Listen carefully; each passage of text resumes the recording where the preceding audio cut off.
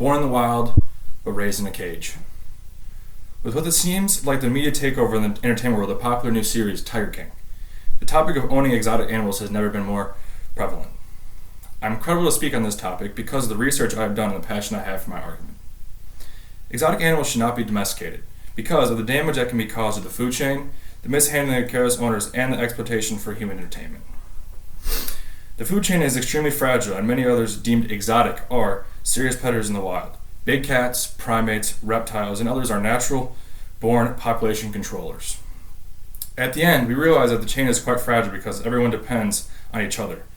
But not every species is strong enough to survive change in their environment. This quote is a testimony to how detrimental removing of species cannot be other species around it. Domestication can also result in animals losing their natural evolutionary process of life. If an animal is domesticated rather than living in the wild, they are unable to follow the rule of only the strong survive. Or natural selection, coined by Charles Darwin. Animals that are domesticated and then reproduce are putting different versions of their species into the world. A species less suited for challenges for the wild. Most individuals are in no way suited for the time or the resource that go into owning and caring for exotic animals. This leaves the door open for mistreatment and cruelty towards these animals that would have had better care in their own environment. Zoos and other sideshow entertainment is also inhumane and should not be allowed. PETA claims that even under the best circumstances, zoos cannot begin to replicate natural habitat. Animals are often prevented from doing many of the things that are naturally important to them, such as running, roaming, flying, climbing, foraging, choosing a mate, and being with the others of their own kind. That's from PETA.org. This shows individuals who claim the animals receive better care in the zoo actually be hurting conservation efforts. Animals in captivity do not have the freedom to roam and live their wild naturally. They do not have such exercise and being confined and dwell on their mental health and overall well-being. The opposition could argue that the sense these animals lack our level of intelligence. Keeping them in captivity for entertainment education purposes is not inhumane. But removing an animal from the wild and caging it is clear violation of animal rights. During this time of quarantine, it can feel like we all are in a cage. Many of us have been prevented from living our regular lives, and it can relate well to an animal captivity. I'm sure we all don't like being in quarantine, but yeah. Many owners of exotic animals take advantage of them for entertainment purposes and personal health. And they make a lot of money off of it, which I don't think is personally right. According to the Wildcat Sanctuary, cub petting is a practice of using baby animals like tigers as photo props for paying customers. These baby animals are being taken advantage of during their less inactive age to make money. While they are less aggressive at this age, it is a perfect opportunity to charge people money to hold and take pictures with them as they pose little to no threat to the humans handling them. This practice leads to more breeding of exotic animals outside of the natural habitat, which only increases the amount of exotic animals born outside of the wild. The group of exotic animals being born in the wild relates to the point I made previously about natural selection and the strongest of the species surviving. If animals raised in captivity have offspring, their offspring will show traits of captivity. So like if you have a baby in a zoo, the baby's never going to know what it is to live outside of the zoo in like their actual natural habitat. Therefore, creating weaker and more dependent species. So then these animals, as they're born in zoos, are more dependent on being fed every day instead of hunting for their own food. Using animals for entertainment is not only dangerous for the animal, but to the humans surrounded. While zoos have been deemed as a safe place for people to view wild animals, they are not 100% foolproof. The average ratio of workers to visitors is not enough when it comes to watching for safety. So as in Tiger King, I'm sure if you've watched it, you see that one girl got her arm bitten off just because of they are sticking their hands in cages, because animals tend to get quite aggressive while they're locked up in a cage for so long. I mean, yes, they can be tamed to an extent, but yes, everyone's going to be aggressive, just like how we get aggressive at certain times too. The majority of visitors bring their children to come look at the animals, and children are the utmost danger to these animals. They wander off, and they tend to not pay attention to security warnings and signs.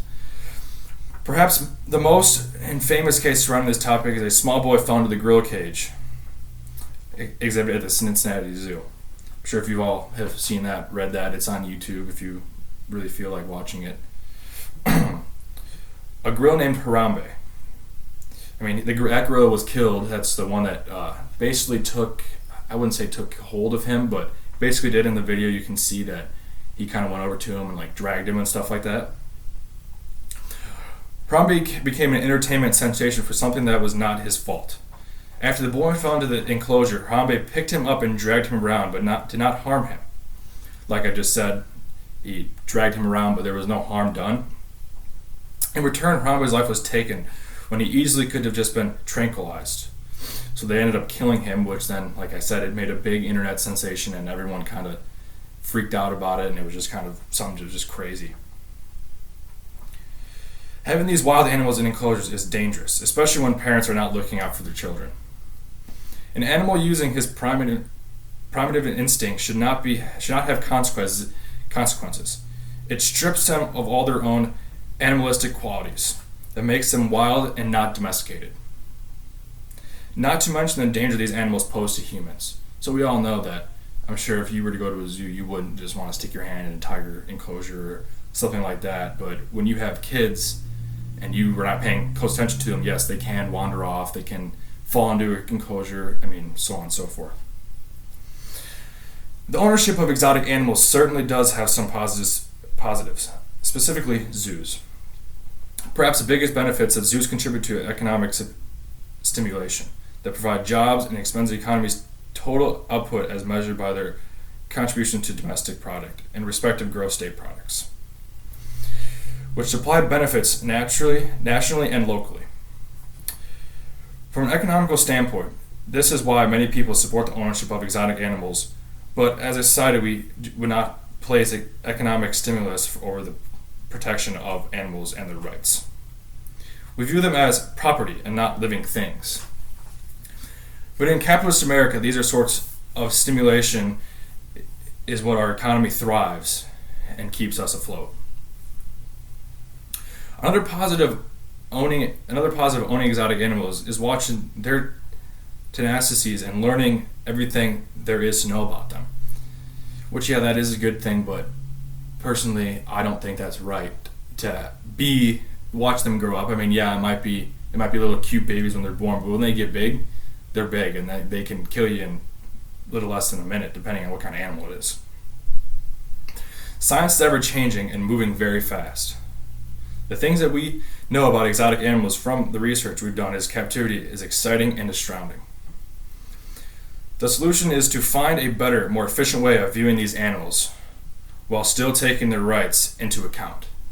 So, I mean, I've been to Disney World in Florida, and they have in a big exhibit that can like go on a safari, but as it is, it's like more of a wild, it's a big open place where you can go on the thing like a safari ride, like you're in Africa, and you have giraffes and everything roaming free because they're in a big, not enclosure, but I mean, kind of is enclosure. It's all fenced in, but it's big enough to make them feel like they're surviving in their own habitat. In conclusion, the domestication and ownership of exotic animals is a breeding ground for animal abuse, mistreatment, and improper care. The observation and entertainment industry that these animals provide is just unjust and inhumane and should be stopped. In addition to this threat that these animals pose to humans while in captivity is astronomical.